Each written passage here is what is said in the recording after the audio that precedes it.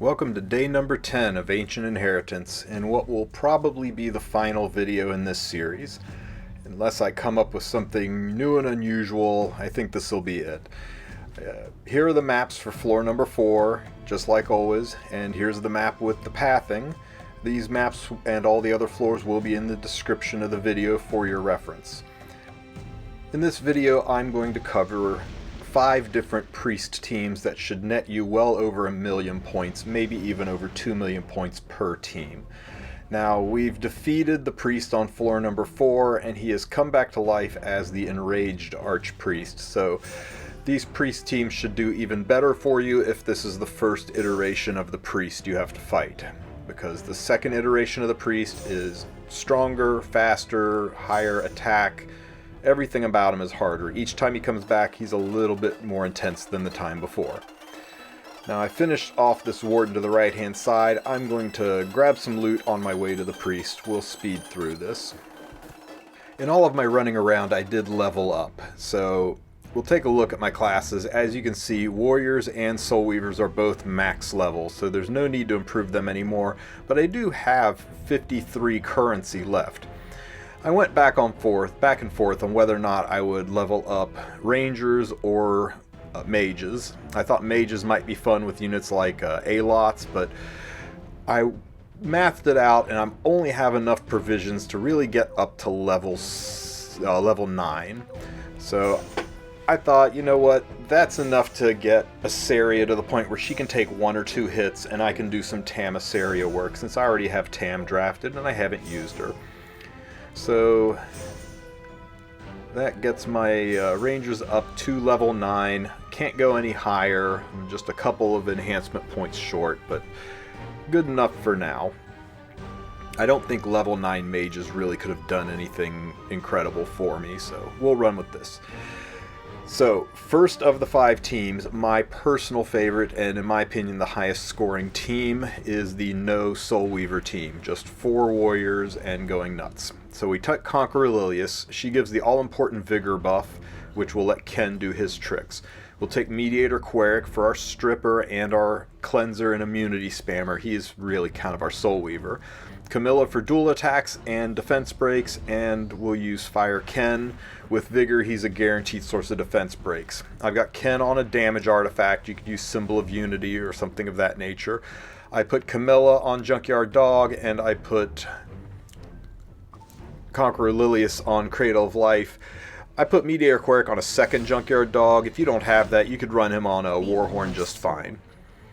So at the start of the fight, you want to use the S3. This will put Vigor on everybody, which will make you tougher, and it will give Ken the Vigor so that his skills always debuff. Now, Mediator Queric needs his S2 later, but you can use it this early because it'll regen in time, and that gives shields so nobody takes damage. Guaranteed defense break. It was already defense broken, but that extends it a couple more turns. Camilla can attack buff and then start dual attacking. I'll make you taste despair. And whether or not this attack happens before or after Queric goes, he can use his S3 because that attack does not strip, so it's safe to use beforehand to give everyone immunity or to use after to cleanse everybody and get the attack boost. We've got a defense break up, so I'll go ahead and use Ken's S3 to lay down some additional damage.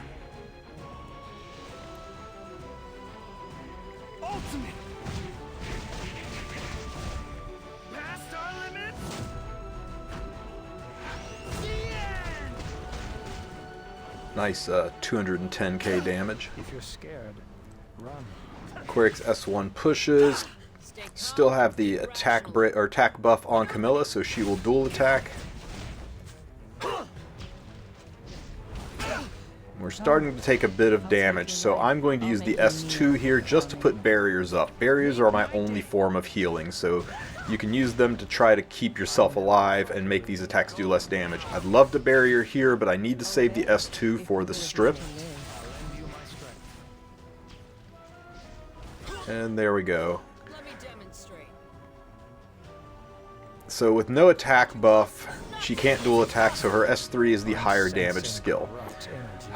I would love to save the S2 to strip, but if I don't use it here, this next attack's going to kill people whether or not I have the debuffs or not. So I use it here to take the attack buff away, and I'm going to save Lilius's S3 to deal with the counterattack buff. Let's have a go around. Ken burns his S2, guaranteed debuffs into a second skill to hopefully get another burn. We've already got all the debuffs we need to not be killed by the snakes here. And because of the barriers, everybody survives. I can use the S2 here to self-attack buff. The poison's going to do a little bit of damage. But that gives me skill null, so I'll survive the counterattack. I think everybody's tanky enough to take this one counterattack on the chin. Soulburn for the guaranteed defense break. Well, not guaranteed, but 100% chance. I can use the S3 here to cleanse and not trigger the counter, and I can use the S3 here, and unfortunately it's not a full strip, it's a reduction, but it will take 2 turns off of that 3-turn counterattack. So I can do that. I can use the S2 for some barriers, then the priest will take a turn, and that will get rid of the counterattack buff. So this is a sloppier way to handle it, but it let me get through without losing units. You know, I lost a unit there, but there's no more counterattack buff, and I can start laying down some additional damage. So that's more than one way to deal with the counterattack buff. You can use Lilius if you aren't set up in such a way that Queric can strip. We're over 2.1 million damage now. Dual attack. Looks like this will be curtains for Ken. And for Lilius. But I can get 1 or 2 more attacks off. 2 more attacks off. 2.3 million against the enraged Archpriest. That's fantastic. I think that's a really solid team. You gotta think ahead as to how you want to handle the buffs, what you want to happen. You got to plan it out a little bit in advance, but hopefully that gives you a roadmap on what to do. So now here's my second team. My second team isn't as high scoring, but it's pretty stable. We're going to take Alencia as our defense breaker and our stripper. Green Lots will be our healer. He's got CR pushes. Lilibet has great cycling and plenty of debuffs, and Mercenary Helga is great for debuffs. I put Junkyard Dog on Alencia because of her double hits. Helga gets Cradle of Life. Lots gets Doctor's Bag to help with the cleanse, and I put a damage artifact on Lilibet. You can run Symbol of Unity, Jacko symbol. If you're early in the priest site, you could even run Portrait. So the trickiest part about this fight is sandbagging Lots' skills so that you can use Doctor's Bag to cleanse the nasty stuff. Nobody really needs a push, so I'll S1 for the attack break. I got a nice dual attack. The reason for the attack break is so that Helga's and Lilibet's rage set can proc off something. We've got a defense break already in place, so I really see no reason to attack, so I'll use my S3 to buff everybody up. Now, when Lilibet uses her S2, if she sticks a bleed, it's 100% CR push. We stuck a bleed, so she gets to go again.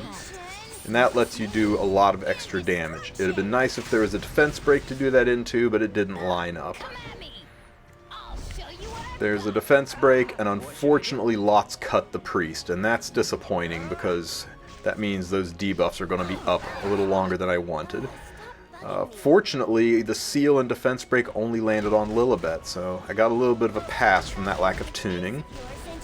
Alencia double taps with her S1.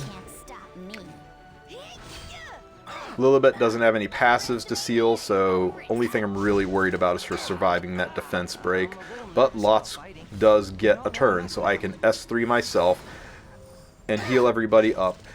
If Lots' Doctor's Bag is already procced, you can always S2 yourself and then S3, and that will increase the likelihood that Doctor's Bag will proc for you. It procs every third non-attack skill where a heal is needed.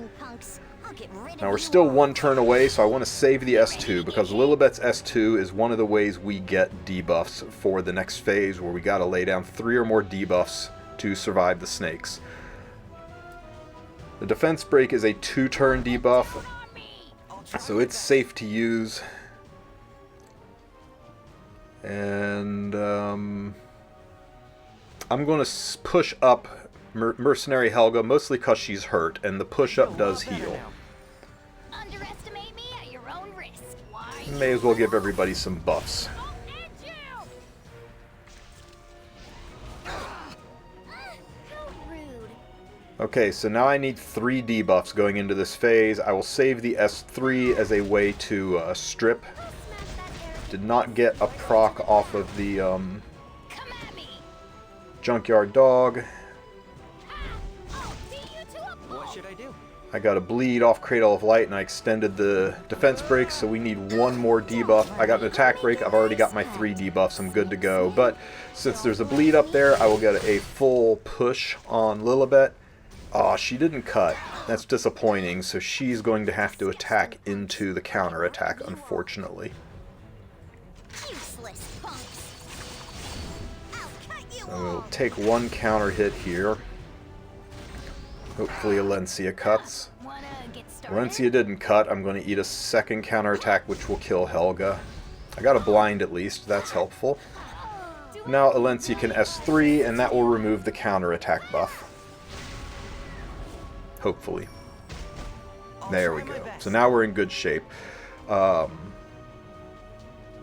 I'm going to S2 myself.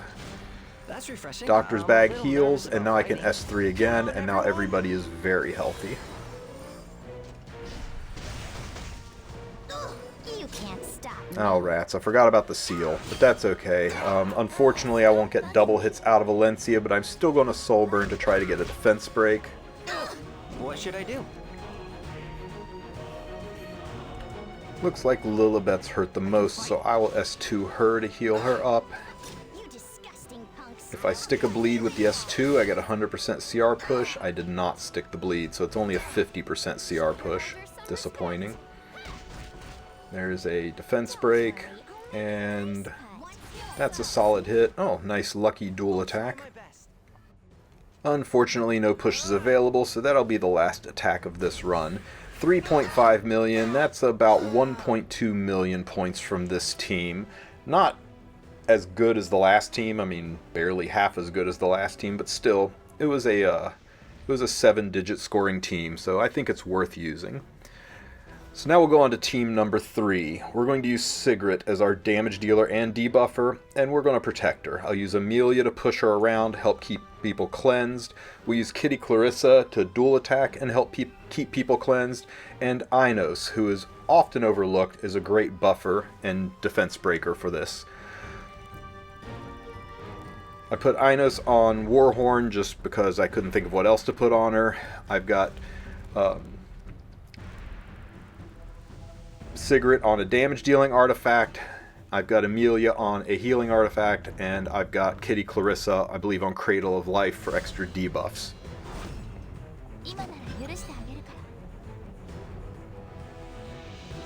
Now, I don't really need to push, but I do like the idea of getting an attack buff on Sigrid early on. So I'm going to go ahead and push her up. That way she's attack buff when she takes a turn, and she'll be attack buff when Kitty Clarissa duels with her. Vanish into darkness. I'll do what I want. Unfortunately, no defense breaks early on, but Inos is packed with defense breaks, so we should be fine. Will you play with Meow? Here. I will follow. Let's get back as quickly as So possible. Inos' S3 is an AoE attack buff, as well as a heal. All is by your will. Clarissa wants to play. Meow. Meow meow. Here I go.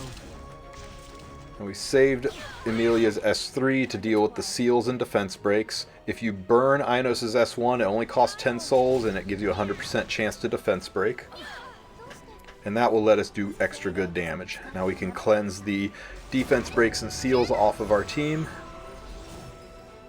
and go back to doing damage. Kitty Clarissa is our stripper. When she has loveliness up, her S2 is a 100% chance to strip, so we will use her to get rid of the counterattack buff. It's my turn.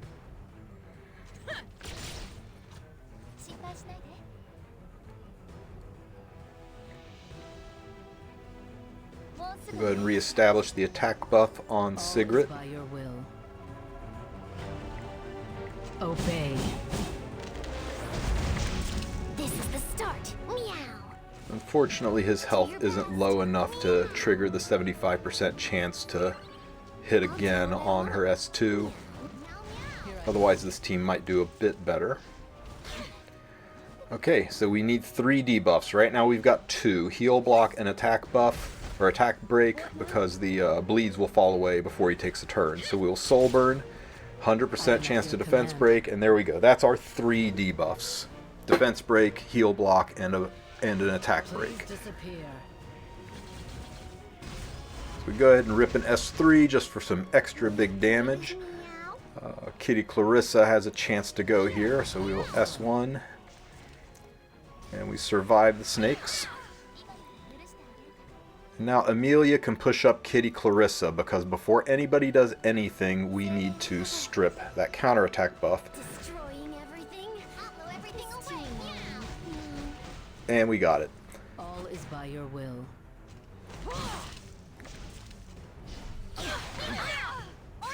Yep, that killed Kitty, but we can use this to put attack buff and speed buff on everybody.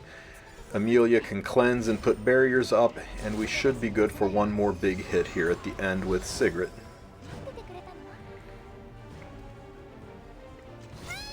No need to push at this point. Sigrid should get a turn. Because we have 20 souls, we can soul burn. Sadly, no defense break to do this into. All is by your will.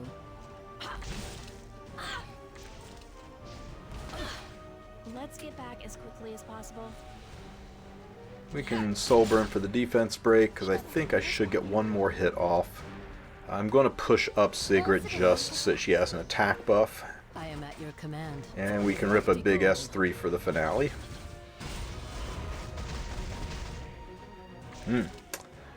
5.3 million. That means that team scored just a little bit more than 1.8 million total in that run, and if it was low enough health that Sigrid's S2 would have automatically gone into her S1, it would have scored even higher. So I think this is easily a 2 million scoring team, depending on the HP bar of the priest when you take it in. So team number 4. For team number 4, I'm going to run one of my favorites. It's not super high scoring, but it's very stable, and it's just a really fun team to run. We'll use Acades for our cleanses and healing. We'll use Fire Kawazu as our damage dealer, Inferno Kawazu as our stripper, and Singelica as a backup source of dual attacks and attack buffs. Acades, I got a healing artifact. I've got Cradle of Life on Kawazu for extra debuffs. I've got Junkyard Dog on Inferno Kawazu, and Singelica I just put on Prophetic Candlestick because I couldn't think of anything else to put her on. Now, you can run a damage artifact on one of the Kawazu brothers and probably score higher than this, but it's I wanted to make sure we had the debuffs to complete. The important thing is making sure you save Kawazu's S3 to strip the counterattack buff. When he has Vigor up, it is 100% guaranteed strip. So as long as he's got Vigor up, which should be pretty much non-stop, you will guarantee pass the phase 6. And that's why I like this team, is it's a very stable way to get at a million-point score. So any AoE attack will trigger Vigor on him. Kawazu's got a defense break on his attack, which gets resisted. Got the blind at least. I'm going to go ahead and rip this S3 now because it'll be back up again before the counterattack buff. So may as well take the extra points. He detonates the burns, and that gives us extra damage. Singelica dual attacking, again resisted on the defense break. I can handle them on my own. Only a strong individual can. Not lucking out at all on defense breaks from Kawazu.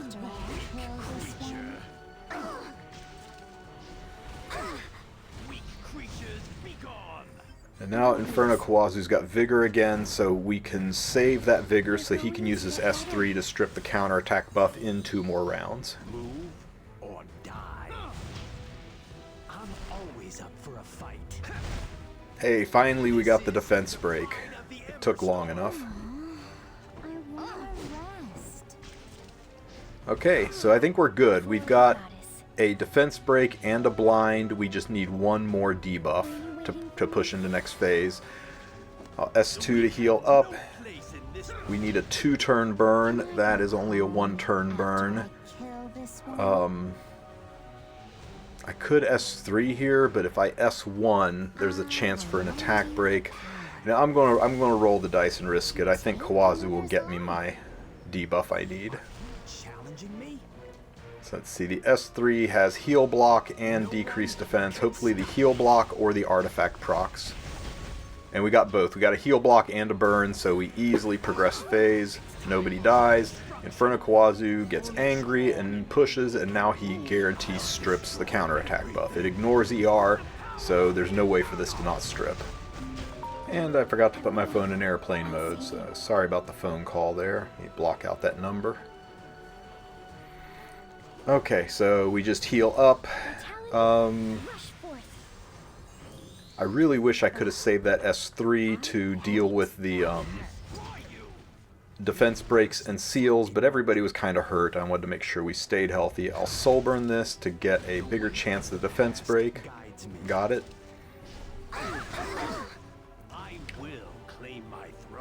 Okay, he only sealed and defense broke Kawazu, so that's fine. I'm going to save the burn for next round. Try to stack up some bleeds. Goddess. Please. Anybody dare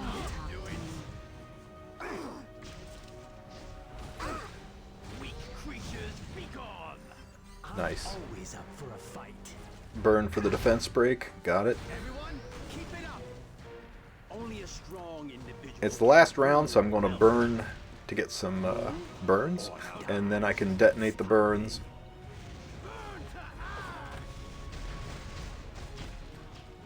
for the goddess. I got one more attack. 6.5 million, so that was around 1.2 million score. Again, not a super high scoring team, but still a 7-digit team and worth using. Now those are my 4 favorite teams. I'm going to try to cobble together a 5th team here. I went ahead and leveled Rangers. She's only level 9, so she will probably die horribly, but let's try to use Tam and Asaria in this one. I'm worried about Asaria surviving, but we'll give her a shot. So we use Luna for our damage unit, and Asaria will be our debuffer and stripper, and also to activate Tamarin. Where is she? Ah, there's Tamarin. And we'll throw Edward on the team. He's a backup stripper and additional damage dealer.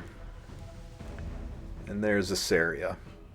Now if you look at Asaria's stats, they are nothing to write home about. They're actually quite low, but I've got her on Song of Stars for an additional debuff and source of damage. Hopefully she can just take 1 or 2 punches and stay in the game long enough to help out.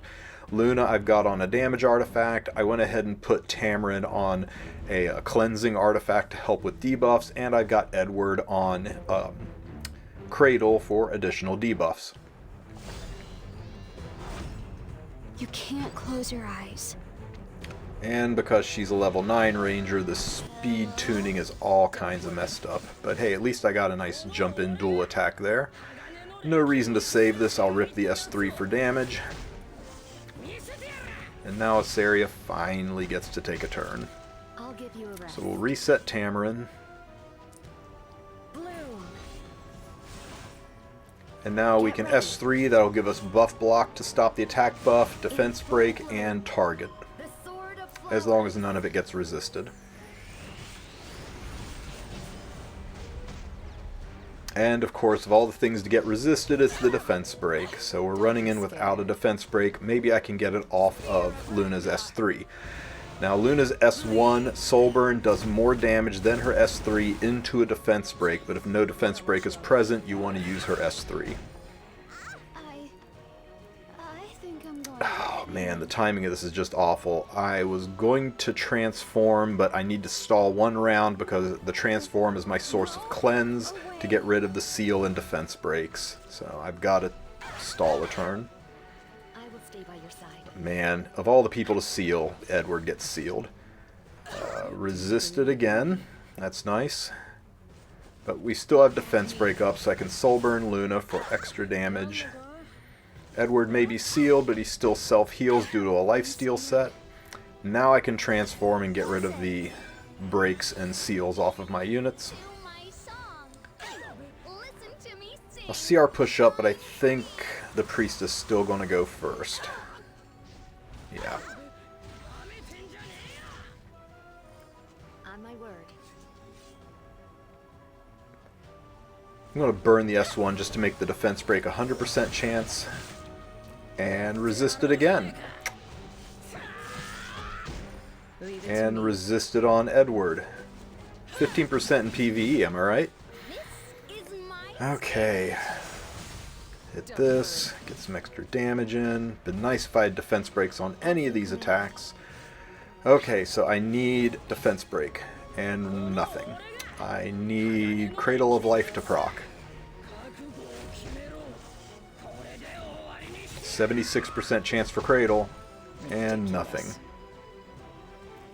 And Luna has no debuffs.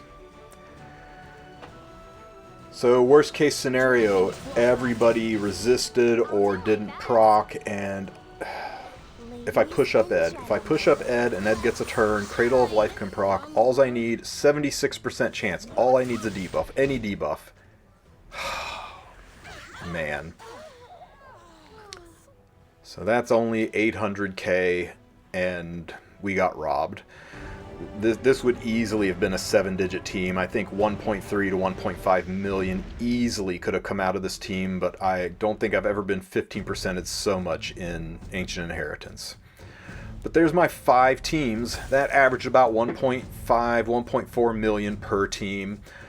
Use the loot I got on the way to pick up the Mola. I've got 600, 1200, 1700 more currency needed to get the last of the loot. I'll wander around a little bit tomorrow, grab the last chest I need to do that, and then we will just probably run these teams till the end of the event.